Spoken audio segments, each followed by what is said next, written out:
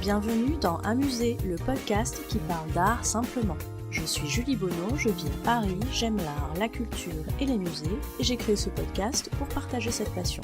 L'objectif d'Amusé, c'est de raconter l'art autrement, de raconter l'art de manière ludique et décalée, de ressentir l'art sans trop l'intellectualiser.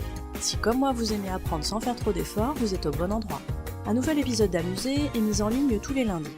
Vous pouvez vous abonner à Amusé sur les plateformes iTunes, Spotify, SoundCloud, Stitcher et Podcast France. Vous avez le choix. Je serai ravie de recevoir vos commentaires et suggestions, voire vos 5 étoiles si ce podcast vous plaît. C'est le meilleur moyen d'encourager et de soutenir Amusé. Vous pouvez également me suivre sur les réseaux sociaux, sur Instagram et sur Twitter, c'est le compte amusé_fr, et sur Facebook et sur la chaîne YouTube sous le nom Amusé.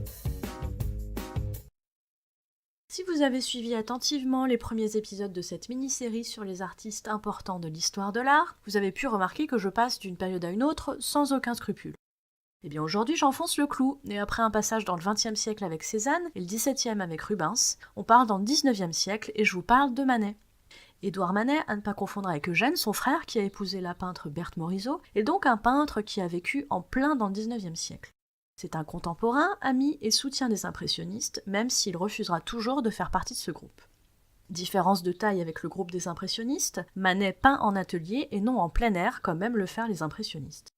Ce qui différencie aussi Manet des impressionnistes, c'est l'utilisation de la couleur noire, car oui, Manet adore le noir, surtout pour dessiner les contours des corps ou les arrière-plans. Il vous suffit de regarder Olympia pour comprendre l'importance du noir dans les tableaux de Manet. Mais ça n'est pas un noir glauque, c'est un noir qui permet de faire ressortir la lumière des autres couleurs. Si vous ne devez retenir qu'une chose de Manet, retenez ceci, que Manet c'est le peintre du noir. Manet c'est aussi, plus que n'importe quel autre peintre de cette époque, le peintre des scandales. Il est de bon ton de se moquer de Manet, de le critiquer. C'est le paradoxe de Manet, parce qu'on voit ses toiles, elles sont exposées, mais on va les voir pour se moquer, c'est pas cool. Ça a été le cas pour le déjeuner sur l'herbe, pour Olympia, pour le balcon. Il ne cessera jamais d'être critiqué. Je vous renvoie à l'épisode 20 d'Amusé pour d'autres infos sur cette période de scandale et sur le soutien de Zola à Manet notamment.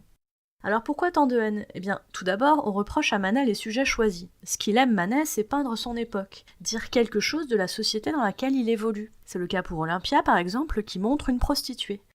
Shocking, la bonne société. Mais il ne lâche rien, Manet, il continue de suivre sa voie. Et puis on exècre les touches de pinceau visibles sur les peintures de Manet. On préfère quand c'est bien peint, bien dessiné, bien fini. Les traces de pinceau de Manet, ça hérisse le poil de certains.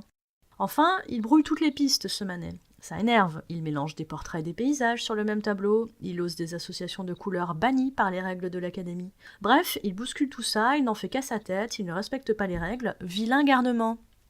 Et peut-être aussi que son style inclassable et son autonomie par rapport à ses contemporains a conforté dans l'idée qu'il devait être une forte tête, un rebelle. Je trouve que ce qui marque vraiment dans la touche Manet, c'est ces visages qu'on dit peints à l'espagnol. En fait, les visages de Manet, ils rappellent souvent la peinture de Francisco de Goya. Regardez une œuvre très connue, El Tres de Mayo en Madrid. Ne vous moquez pas de mon accent espagnol, s'il vous plaît. Vous pouvez constater une nette similitude dans la manière de peindre les visages entre Goya et Manet.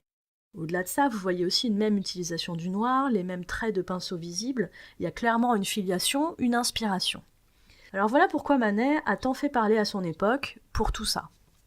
S'il avait su qu'il serait si célèbre aujourd'hui et que des toiles pour lesquelles il s'est fait vilipender à l'époque seraient vues et admirées par des milliers de gens dans le monde entier aujourd'hui. Vous trouverez dans les notes de cet épisode des références intéressantes en lien avec le sujet traité. N'hésitez pas à me faire part de vos commentaires sur Amusé. Si vous souhaitez encourager ou soutenir ce podcast, ou simplement dire que vous l'appréciez, n'hésitez pas à lui mettre une bonne note sur les plateformes d'écoute. Non seulement les bonnes notes ça fait plaisir et c'est encourageant, mais ça permet en plus de faire connaître Amusé. Merci à vous!